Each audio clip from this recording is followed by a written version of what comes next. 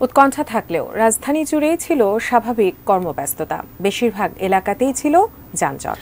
কোথাও কোথাও বিক্ষোভের চেষ্টা চালিয়ে পুলিশি বাধায় ব্যর্থ হয় বৈষম্য বিরোধী ছাত্র আন্দোলনের শিক্ষার্থীরা। এ সময় পরিস্থিতি নিয়ন্ত্রণে রাখতে বেশ কয়েকজনকে আটক করে পুলিশ। সোমবার সকাল থেকে রাজধানী জুড়ে স্বাভাবিক পরিস্থিতিতেই চলাচল করেছে গাড়ি। ব্যক্তিগত গাড়ি ও গণপরিবহন ছিল পর্যাপ্ত সংখ্যায়। অফিস কিংবা কর্মস্থলে যেতে দীর্ঘ সময়ের জ্যামেও পড়তে হয়েছে অনেককে।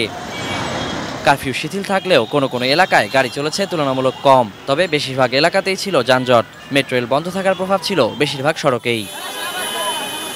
তবে বেলা 11টার পর থেকে বিভিন্ন এলাকায় রাস্তায় নেমে বিক্ষোভের চেষ্টা করে বৈষম্য বিরোধী ছাত্র আন্দোলনের শিক্ষার্থীরা।